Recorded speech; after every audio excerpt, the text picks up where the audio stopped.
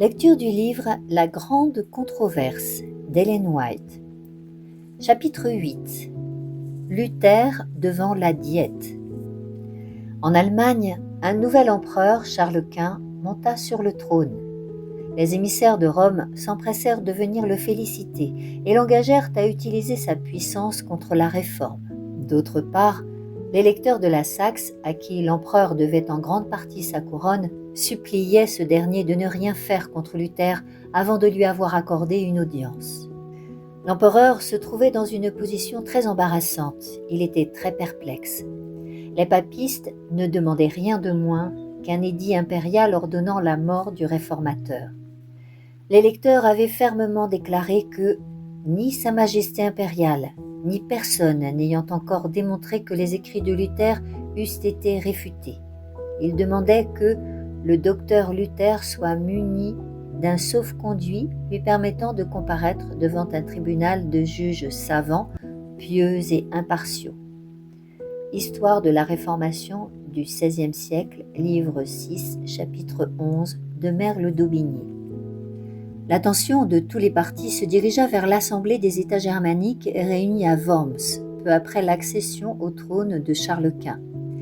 Des questions politiques et des intérêts importants devaient être pris en considération par ce Conseil national. Pour la première fois, les princes allemands allaient se rencontrer avec leur jeune monarque en assemblée délibérante. Les dignitaires de l'Église et de l'État étaient accourus de tous les pays. Des seigneurs séculiers de haute naissance, puissants et jaloux de leurs droits héréditaires, des ecclésiastiques princiers, imbus de la supériorité de leur rang et de leur autorité, de brillants chevaliers de la cour, accompagnés de leurs serviteurs en armes, ainsi que des ambassadeurs de pays étrangers et lointains, s'étaient réunis à Worms. Néanmoins, le sujet qui retenait le plus l'attention de cette vaste assemblée était la cause du réformateur saxon. Charles Quint avait préalablement chargé l'électeur de la Saxe d'emmener avec lui Luther à la Diète. Il promettait à ce dernier sa protection et une entière liberté de discussion sur les questions en litige avec des personnages compétents. Luther tenait à comparaître devant l'empereur. Sa santé était alors fort précaire, mais il écrivait à l'électeur « Si je ne puis aller à Worms en bonne santé, je m'y ferai transporter malade. Car si l'empereur m'appelle, je ne puis douter que ce ne soit l'appel de Dieu lui-même. S'ils veulent employer contre moi la violence, comme cela est vraisemblablement, car ce n'est pas pour s'instruire qu'ils me font comparaître, je remets la chose entre les mains du Seigneur. Celui qui protégea les 3 jeunes hommes dans la fournaise ardente vit et règne encore. S'il ne veut pas me sauver, c'est peu de chose que ma vie. Empêchons seulement que l'Évangile ne soit exposé aux railleries des impies et répandons pour lui notre sang de peur qu'il ne triomphe. Ce n'est pas à moi de décider si ce sera ma vie ou ma mort qui contribuera le plus au salut de tous. Vous pouvez tout entendre de moi, sauf la fuite et la rétractation. Fuir, je ne puis, me rétracter moins encore. Ibid, livre 7, chapitre 1. La nouvelle que Luther allait comparaître devant la Diète provoqua à Worms une grande agitation. Aléandre, le légat papal, spécialement chargé de cette affaire, prévoyant que les conséquences de cette comparution seraient désastreuses pour la papauté, en fut alarmé et irrité. Instruire une cause sur laquelle le pape avait déjà passé condamnation, c'était jeter le mépris sur l'autorité du souverain pontife. Il redoutait en outre que les arguments puissants et éloquents de Luther ne détournassent plusieurs princes des intérêts du pape. Il suppliait donc instamment l'empereur de ne pas le faire comparaître. La bulle d'excommunication contre Luther parut en ces temps-là, ainsi que les protestations du légat, poussèrent l'empereur à céder. Il écrivit à l'électeur que si Luther ne voulait pas se rétracter, il devait rester à Wittenberg. Non content de cette victoire, Aléandre utilisa toutes ses forces et toute sa ruse pour assurer la condamnation de Luther. Devant les prélats, les princes et les autres membres de l'Assemblée, avec une insistance digne d'une meilleure cause, il accusa Luther de sédition, de rébellion, d'impiété et de blasphème. Mais la véhémence, la passion que le légat manifestait révélaient trop clairement l'esprit dont il était animé. C'est la haine et la vengeance qui l'inspirent, disait-on. plutôt que le zèle et la piété. Et la majorité de la Diète était de plus en plus encline à considérer avec faveur la cause de Luther. Redoublant de zèle, Aléandre insistait auprès de l'empereur pour qu'on exécutât les édits du pape. Or, sous les lois allemandes, cela n'était pas possible sans l'assentiment des princes. Finalement vaincu par l'importunité du légat, Charles Quint invita ce dernier à présenter son cas devant la Diète. Ce fut un grand jour pour le nonce. L'assemblée était auguste et la cause plus auguste encore. Aléandre devait plaider la cause de Rome, mère et maîtresse de toutes les églises, revendiquer la primauté de Pierre devant les princes de la chrétienté réunis. Bien doué sous le rapport de l'éloquence, il sut s'élever à la hauteur des circonstances. La Providence voulut que Rome, avant d'être condamné, eut l'occasion de faire valoir sa cause par le plus habile de ses orateurs et devant le plus auguste tribunal. The History of the Protestantism, livre 6, chapitre 4, de J.A. Wylie. Ce n'est pas sans quelques appréhensions que les amis du réformateur envisageaient l'effet du discours d'Aléandre. Les lecteurs de la Saxe, n'étant pas présents, avaient donné ordre à quelques-uns de ses conseillers de prendre des notes du discours du nonce. Mettant à réquisition toute sa science et toute son éloquence pour renverser la vérité, Aléandre accumula contre Luther accusation sur accusation. Il le traita d'ennemi public de l'Église et de l'État, des vivants et des morts, du clergé et des laïcs, des conciles et des simples chrétiens. Il y a, dit-il, dans les erreurs de Luther de quoi faire brûler 100 000 hérétiques. En concluant, il déversa tout son mépris sur les partisans de la foi réformée. Que sont tous ces luthériens? Une troupe de pédagogues insolents, de prêtres corrompus, de moines débauchés, d'avocats ignorants, de nobles dégradés et de gens du commun qu'ils ont égarés et pervertis. Combien le parti catholique n'est-il pas de beaucoup supérieur à eux en nombre, en habileté et en puissance? Un décret unanime de cette illustre assemblée éclairera les simples, avertira les imprudents, décidera les hésitants et affermira les faibles. Extrait de Histoire de la Réformation du XVIe siècle, livre 7, chapitre 3, de Merle d'Aubigné. Telles sont les armes employées en tout temps contre les représentants de la vérité. Ces mêmes arguments sont encore avancés contre ceux qui osent opposer aux erreurs populaires les enseignements clairs et simples de la parole de Dieu. Qui sont ces prédicateurs de nouvelles doctrines? S'écrient les partisans d'une religion populaire. Un petit nombre d'ignorants de basse classe, prétendant avoir la vérité et se donnant pour le peuple élu de Dieu. Ils sont ignares et dupés. Combien supérieure en nombre et en influence est notre Église. Voyez combien nous avons d'hommes importants et instruits parmi nous, combien de puissance. De tels arguments exercent une certaine influence sur le monde, mais ils ne sont pas plus concluants maintenant qu'au jour du Réformateur. La Réforme ne se termina pas avec Luther, comme bien des gens le croient. Elle doit se poursuivre jusqu'à la fin de l'histoire de ce monde. Luther était chargé d'une grande œuvre, en réfléchissant sur les autres la lumière que Dieu avait fait luire sur lui. Pourtant, il ne reçut pas toute la lumière qui devait être donnée au monde. Depuis ce temps jusqu'à nos jours, de nouvelles lumières ont constamment brillé sur les Écritures et de nouvelles vérités ont sans cesse été découvertes. Le discours du légat fit une profonde impression sur la Diète. Il n'y avait pas là de Luther pour vaincre le champion du pape avec les claires et convaincantes vérités de la parole de Dieu. Personne ne tenta de défendre le réformateur. L'opinion générale était disposée non seulement à le condamner, lui et ses doctrines, mais si possible à déraciner l'hérésie. Rome avait défendu sa cause dans les conditions les plus favorables.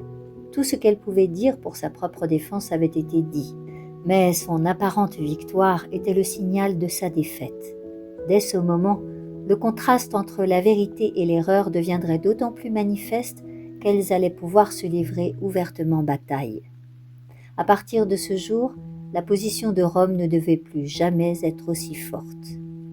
Alors que la majorité des membres de la Diète n'auraient pas hésité à abandonner Luther à la vengeance de Rome, beaucoup d'entre eux voyaient et déploraient la dépravation qui existait dans l'Église. Ils désiraient la suppression des abus dont souffrait le peuple allemand à cause de la corruption et de la cupidité de la hiérarchie. Le légat avait présenté la domination papale sous son plus beau jour. À ce moment, le Seigneur poussa un membre de la Diète à faire un tableau véridique des effets de la tyrannie papale. Noblement et fermement, le duc Georges de Saxe se leva dans l'assemblée princière. Après avoir décrit avec une terrible exactitude les tromperies et les abominations de la papauté, ainsi que leurs déplorables conséquences, il conclut en disant « Voilà quelques-uns des abus qui crient contre Rome. Toute honte bannie.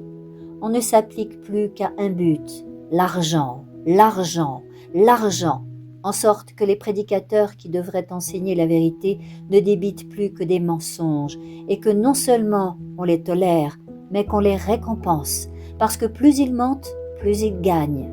C'est de cette source fangeuse que coule tant d'eau corrompue. La débauche tend la main à l'avarice. Hélas, c'est le scandale causé par le clergé qui précipite tant de pauvres âmes dans une condamnation éternelle. Il faut opérer une réforme universelle.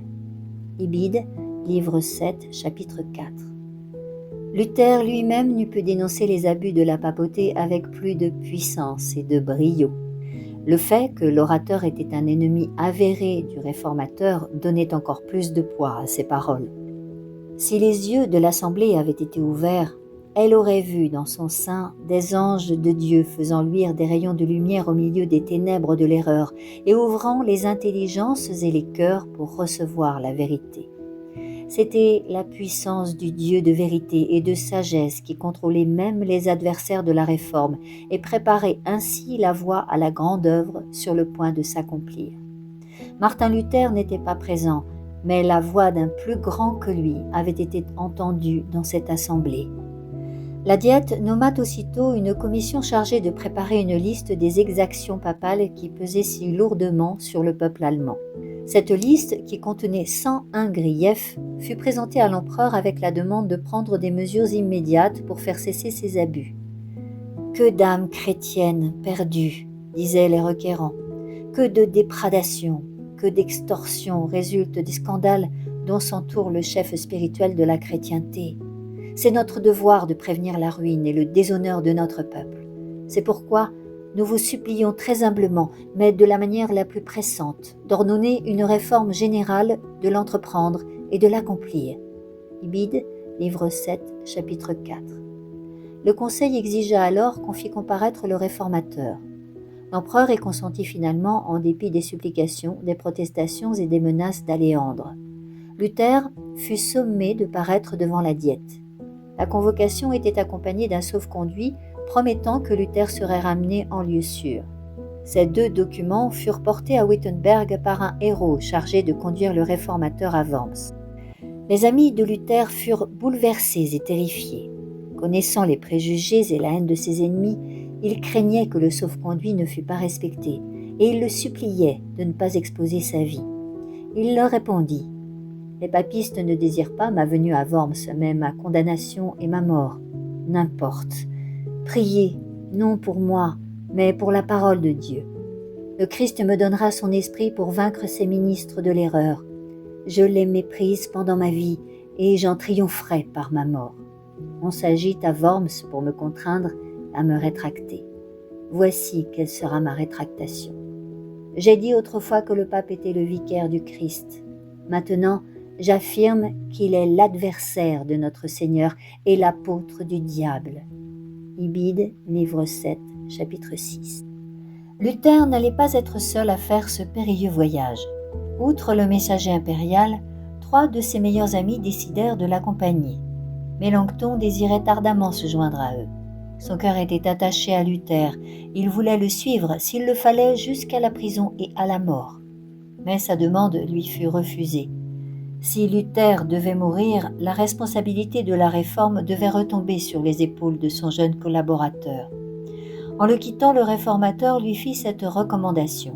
« Si je ne reviens pas et que mes ennemis m'ôtent la vie, ne cesse pas d'enseigner et de demeurer ferme dans la vérité. Travaille à ma place, et si tu vis, peu importe que je périsse. » Ibid, livre 7, chapitre 7. Les étudiants et les citoyens qui s'étaient réunis pour assister au départ du réformateur étaient profondément émus. De nombreuses personnes dont le cœur avait été touché par l'Évangile lui firent leurs adieux en pleurant. C'est ainsi que le réformateur quitta Wittenberg, accompagné de ses amis. Chemin faisant, Luther et ses compagnons constatèrent que de sombres sentiments agitaient les foules. Dans certaines villes, on ne lui fit aucun honneur. Dans une auberge où l'on s'arrêta pour la nuit, un prêtre, ami, fit part de ses craintes à Luther en lui présentant le portrait d'un réformateur italien, martyr pour sa foi.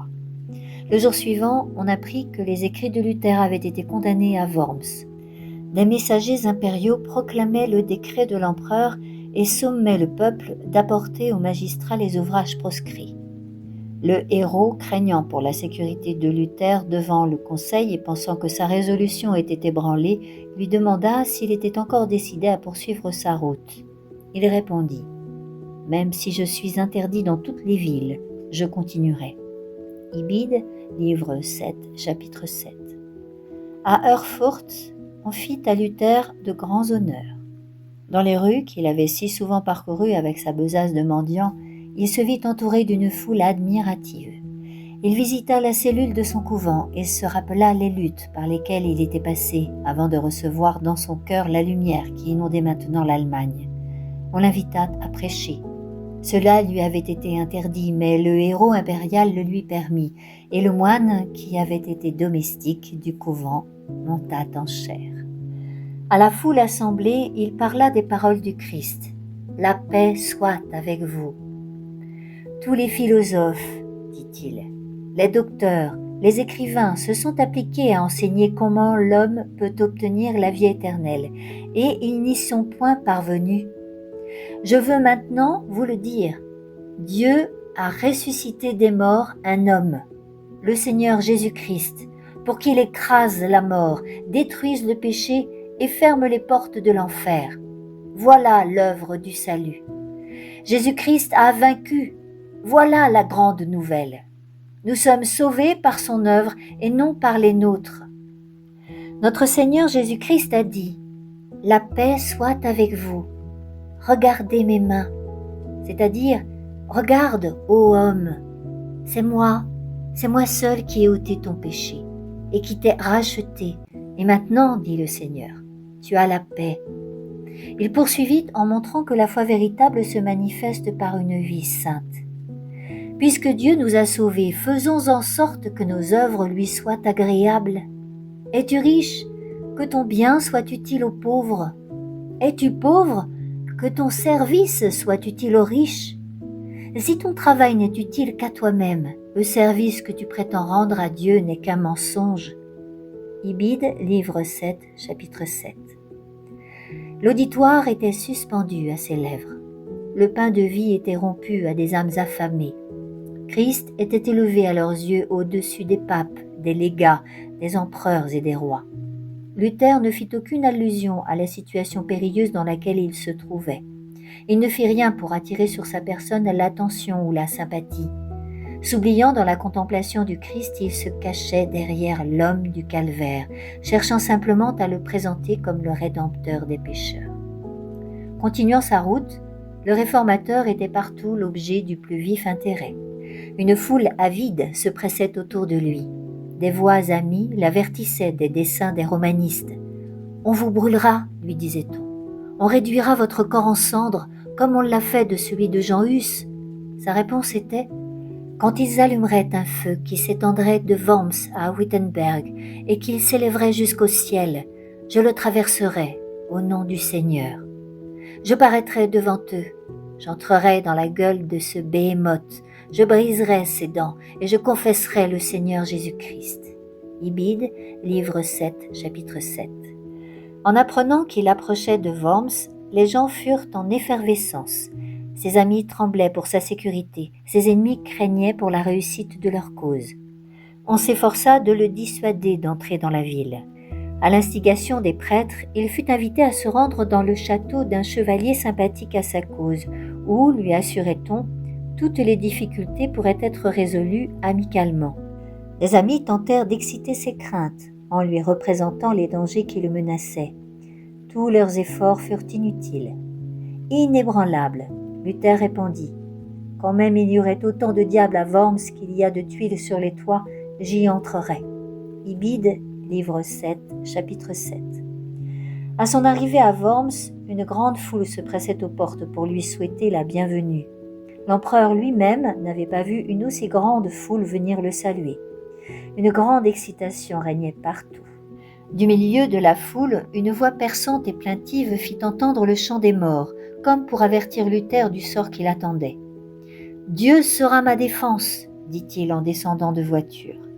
Les papistes n'avaient pas cru que Luther oserait vraiment se présenter à Worms, aussi son arrivée les plongea-t-elle dans la consternation. L'empereur convoqua aussitôt ses conseillers afin de savoir quel parti prendre. Prenant la parole, l'un des évêques papistes rigides déclara « Nous nous sommes longuement consultés sur cette affaire. Que votre majesté impériale se débarrasse promptement de cet homme. Sigismond n'a-t-il pas fait brûler Jean Hus ? On n'est pas tenu ni de donner un sauf-conduit à un hérétique, ni de le respecter. »« Non, » dit l'empereur, « nous devons tenir notre promesse. » Ibid, livre 7, chapitre 8. On décida en conséquence que le réformateur devait être entendu. Toute la ville désirait voir cet homme remarquable. Bientôt, une foule de visiteurs envahit son appartement. À peine remis de sa récente maladie, fatigué d'un voyage qui avait duré 2 semaines entières et devant se préparer à la comparution solennelle du lendemain, il avait besoin de calme et de repos. Leur désir de le voir était si grand que Luther ne put se reposer que quelques heures quand les nobles, les chevaliers, les prêtres et les citoyens se pressèrent avidement autour de lui. Parmi eux, il s'en trouvait plusieurs qui avaient hardiment exigé de l'empereur une réforme des abus du clergé et de qui Luther dira plus tard « Ils ont tous été affranchis par mon évangile ». Extrait de The Life of Times of Martin Luther, page 293 de Martin. Amis et ennemis accouraient pour contempler ce moine intrépide qui les recevait avec un calme inébranlable, leur répondant avec dignité et sagesse. Son attitude était ferme et courageuse. De son pâle visage émacié, marqué par le labeur et la maladie, émanait une expression bienveillante et même joyeuse. La solennité et la profonde sincérité de ses paroles lui donnaient une autorité à laquelle ses ennemis eux-mêmes avaient peine à résister. Tous étaient remplis d'étonnement. Les uns voyaient en lui une puissance divine, d'autres répétaient les paroles des pharisiens au sujet du Christ. « Il a un démon !» Le lendemain, Luther fut sonné de comparaître devant la Diète. Un officier impérial fut chargé de le conduire à la salle d'audience qu'ils atteignirent à grand-peine, après avoir traversé les rues encombrées d'une foule avide de voir celui qui avait osé braver l'autorité du pape. Au moment où l'accusé allait comparaître devant ses juges, un vieux général, héros de bien des batailles, lui dit avec bonté « Pauvre moine, tu vas prendre une position telle que ni moi, ni bien des capitaines n'ont jamais prise dans les plus sanglantes de nos batailles. Mais si ta cause est juste, et si tu as l'assurance, avance au nom de Dieu et ne crains rien. Dieu ne t'abandonnera pas. » Extrait de Histoire de la Réformation du XVIe siècle, livre 7, chapitre 8, de Merle d'Aubigné. Je t'invite pour la suite de ce chapitre 8 intitulé « Luther devant la Diète » dans le prochain audio.